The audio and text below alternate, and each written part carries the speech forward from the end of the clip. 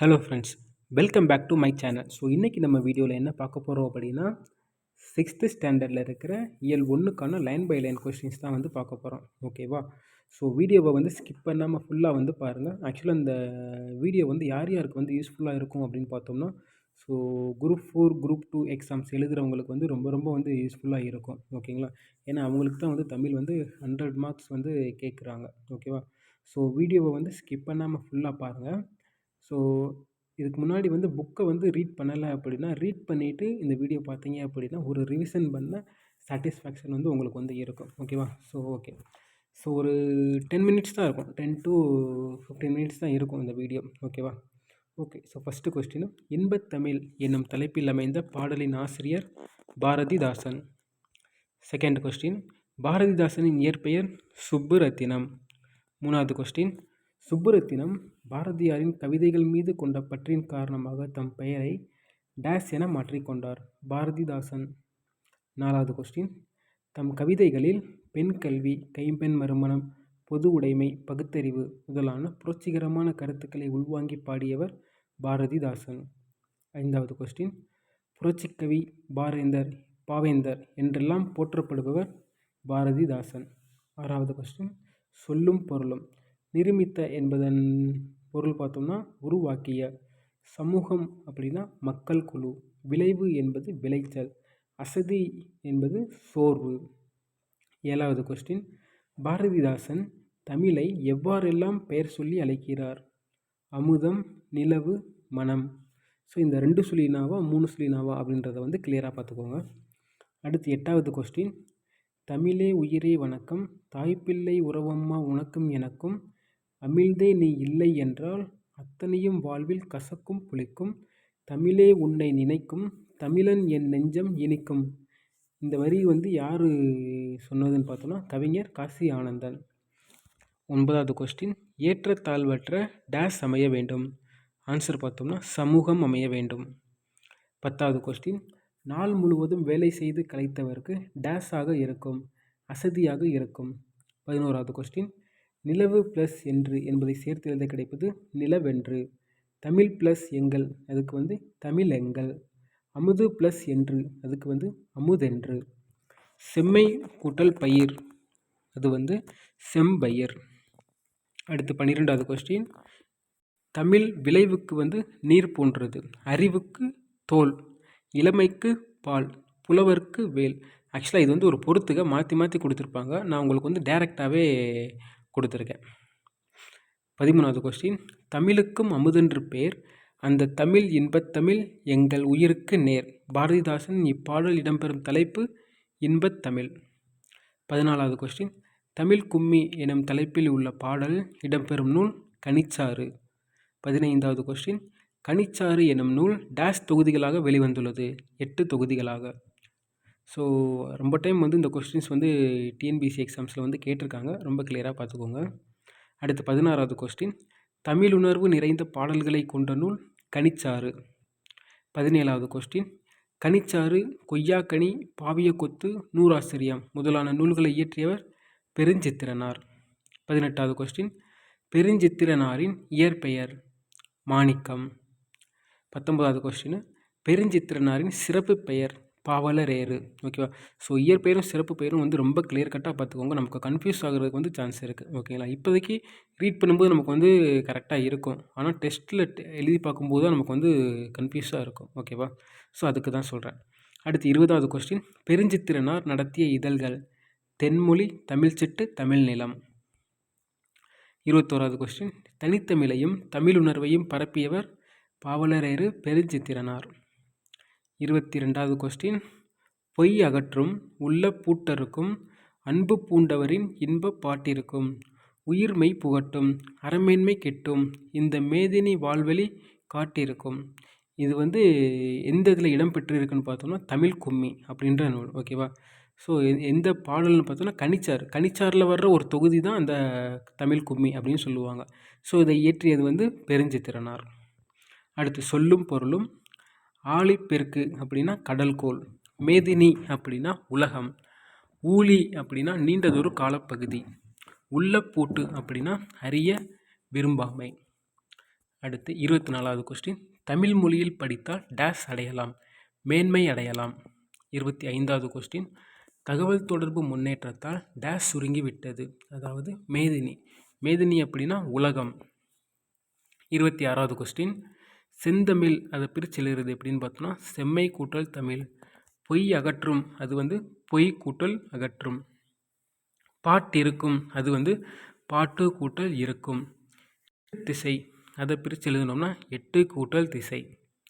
27வது question, மனிதரை பிற உயிரினங்களிடமிருந்து வேறுபடுத்தியும் மேம்படுத்தியும் காட்டுவது மொழி.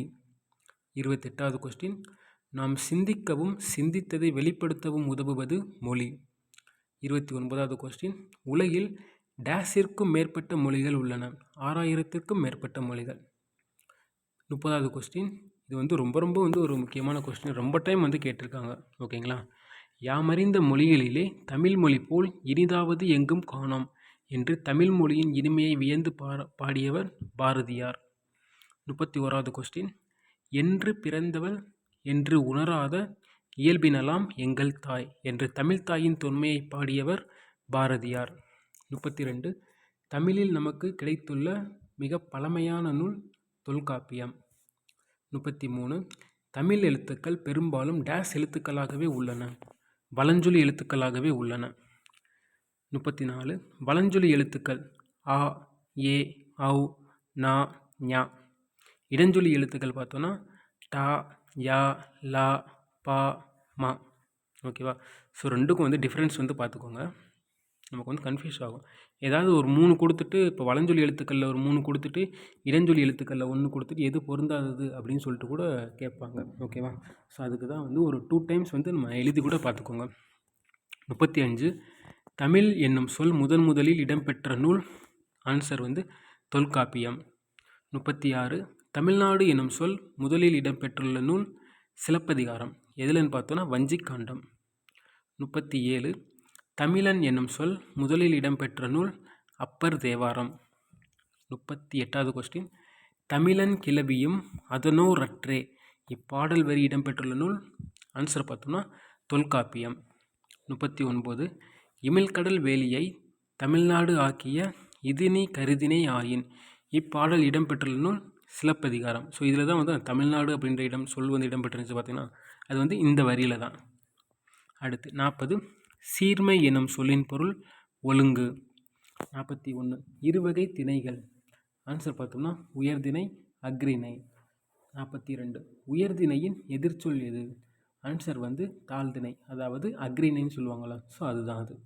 அக்ரிணை அதை பிரித்து எழுதுறது பார்த்தோம்னா அல் ப்ளஸ் திணை. அக்ரிணை அப்படின்னா அதாவது உயர்வு அல்லாத திணை. 44, பாகற்காய் அதை பிரித்து எழுதுறது பார்த்தோன்னா பாகு கூட்டல் அல் கூட்டல் காய். ஆக்சுவலாக இது கேட்டிருக்காங்க. ஓகேங்களா? ஸோ பாகற்காய் பிரித்து எழுதுறது கேட்டிருக்காங்க, கரெக்டாக பார்த்துக்கோங்க. இனிப்பு அல்லாத காய் அப்படின்னு சொல்லுவாங்க பாகற்காயை. 45, பூவின் 7 நிலைகள் எதுன்னு பார்த்தோன்னா தோன்றுவது முதல் உதிர்வது வரை பூவோட நிலைகள் மொத்தம் எத்தனை அப்படின்னு கேட்பாங்க. ஸோ 7 நிலைகள் இருக்குது. அதில் என்னென்னு பார்ப்போம். அரும்பு, மொட்டு, முகை, மலர், அலர், வி, செம்மல். ஓகே. அடுத்து 46, மா என்னும் ஒரு சொல் தரும் பல மொழிகள். மா அப்படின்றதுக்கு நிறைய மீனிங்ஸ் இருக்குது. ஓகேங்களா? நிறைய பொருள் இருக்குது, அதுதான் கொடுத்துருக்காங்க.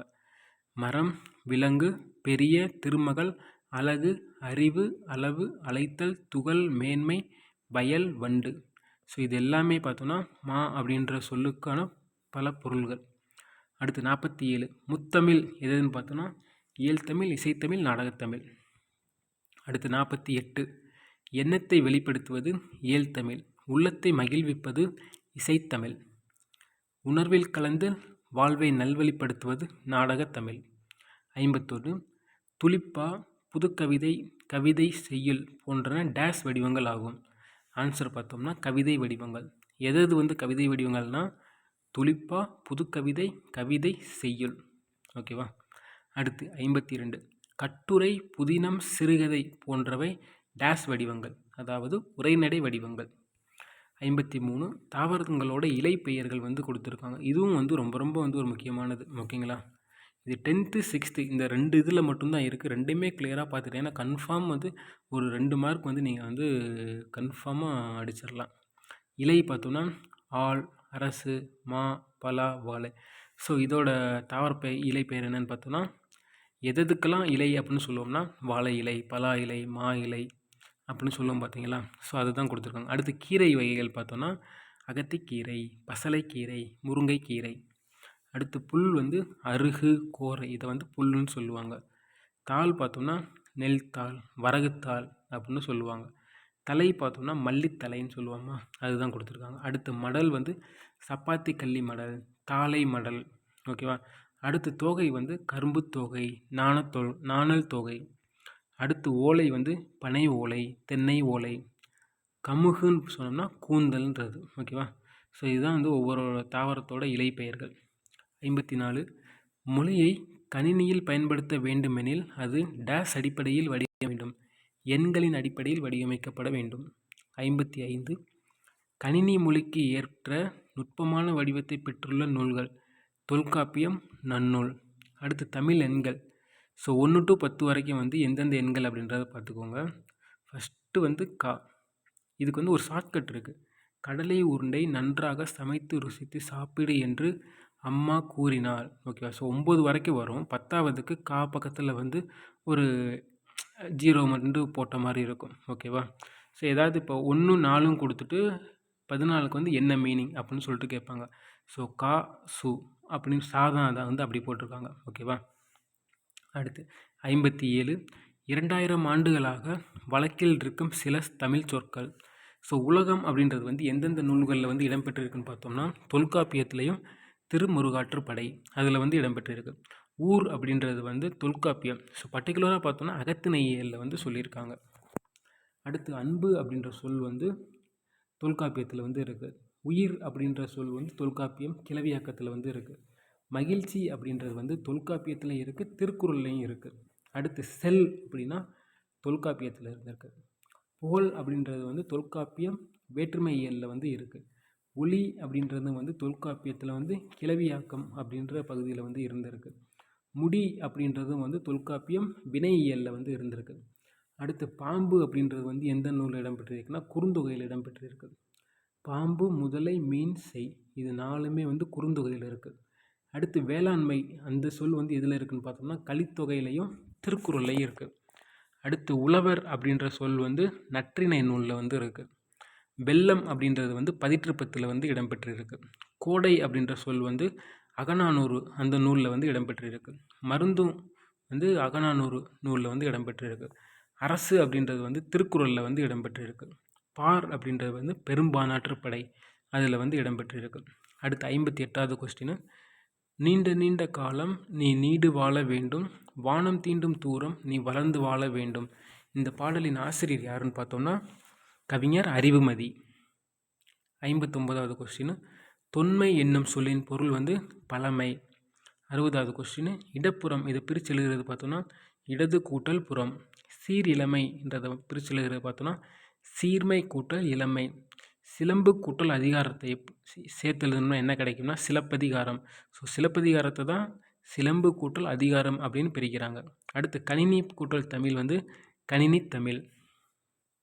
61 உலக உயிர்களை ஓரறிவு முதல் 6 அறிவு வரை வகைப்படுத்தியவர் தொல்காப்பியர். 62 நிலம், தீ, நீர், வளி, விசும்போடு 5ம் கலந்த மயக்கம் உலகம் ஆதலின். இப்பாடலின் ஆசிரியர் தொல்காப்பியர்.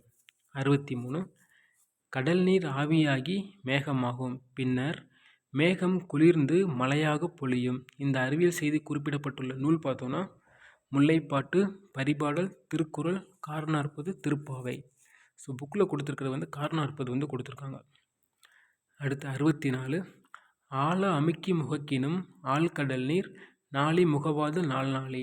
இதோட மீனிங் என்னன்னு பார்த்தோம்னா திரவ பொருள்களை எவ்வளவு அழுத்தினாலும் அவற்றின் அளவை சுருக்க முடியாது என்ற அறிவியல் கருத்தை கூறும் அந்த நூலோட பாடலின் ஆசிரியர் யாருன்னு பார்த்தோம்னா ஔவையார். 65 கடல் நீர் முகந்த கமஞ்சூல் எழிலி. இந்த வரிகள் வந்து எந்த நூலில் இடம்பெற்றிருக்குன்னு பார்த்தோம்னா காரணாற்பது. 66 வீரர் ஒருவரின் காயத்தை வெண்ணிற ஊசியால் தைத்த செய்தி இடம்பெற்றுள்ள நூல் வந்து பதிற்று 10.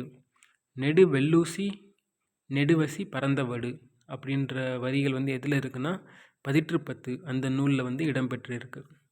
68. சுறாமீன் தாக்கியதால் ஏற்பட்ட புண்ணை நரம்பினால் தைத்த செய்தி இடம்பெற்றுள்ள நூல் எதுன்னு பார்த்தோன்னா நற்றிணை. அதில் தான் வந்து இந்த லைன் வந்து கொடுத்துருக்காங்க.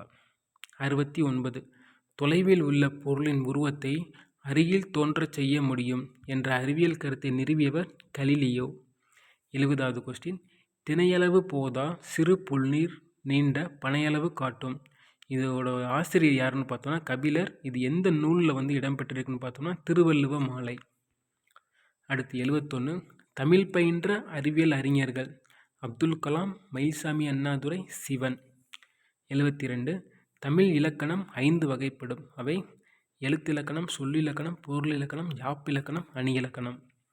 அடுத்து இதில் வந்து எழுத்தில் பார்த்தோம்னா உயிரெழுத்து வந்து 12, மெய்யெழுத்து வந்து 18. ஸோ இது வந்து முதல் எழுத்து அப்படின்னு சொல்லுவாங்க. முதல் எழுத்துக்கள் வந்து மொத்தம் எத்தனைன்னு பார்த்தோம்னா 30. அடுத்து 73. உயிர் குறில் எழுத்துக்கள் வந்து மொத்தம் வந்து 5 எழுத்துக்கள். உயிர் நெடில் எழுத்துக்கள் வந்து 7 எழுத்துக்கள். ஓகேவா? ஸோ இப்போ இந்த உயிர் எழுத்துக்கள் வந்து 12 வந்துருச்சு. அடுத்து உயிர்மை குறில் எழுத்துக்கள் வந்து 90 எழுத்துக்கள். ஸோ உயிர்மை குறில். அடுத்து உயிர்மை நெடில் எழுத்துக்கள் வந்து 126 எழுத்துக்கள். ஓகேவா? ஸோ குறில் எழுத்தை ஒலிக்கும் கால அளவு வந்து 1 மாத்திரை. நெடில் எழுத்தை ஒலிக்கும் கால அளவு 2 மாத்திரை.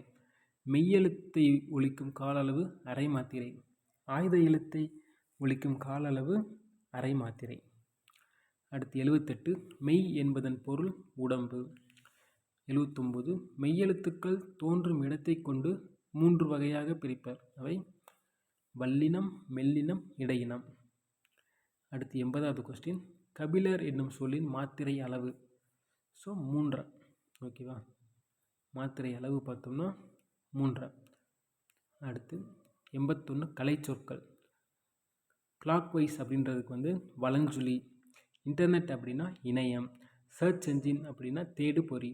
ஆன்டி கிளாக் வைஸ் அப்படின்னா இடஞ்சுழி. வாய்ஸ் சர்ச் அப்படின்னா குரல் தேடல். டச்சு ஸ்க்ரீன் அப்படின்னா தொடுதிரை. ஸோ அவ்வளோதான் ஃப்ரெண்ட்ஸ். ஸோ இயல் 1ல் வந்து டோட்டலாக வந்து 81 கொஸ்டின்ஸ் வந்து நம்ம வந்து சக்ஸஸ்ஃபுல்லாக முடிச்சிட்டோம். ஸோ டெய்லி வந்து நம்ம வந்து மற்ற வீடியோஸ் எல்லாமே வந்து இனிமேல் வந்து கண்டினியூஸாக வந்து இன்றைக்கி இயல் 1 வந்து கம்ப்ளீட் பண்ணியாச்சு. ஸோ அடுத்து வந்து இயல் 2 கண்டினியூஸாக எல்லா வீடியோவுமே வந்து 6th to 12th வரைக்கும் நம்ம வந்து கம்ப்ளீட் பண்ணி கொடுத்துடலாம். ஓகே ஃப்ரெண்ட்ஸ், உங்களுக்கு இந்த பிடிஎஃப் வேணும் அப்படின்னா நம்மளோட டெலகிராம் சேனலோட லிங்க் வந்து கொடுக்குறேன். ஸோ அதில் ஜாயின் பண்ணி நீங்கள் வந்து டவுன்லோட் பண்ணிக்கலாம். தேங்க்யூ.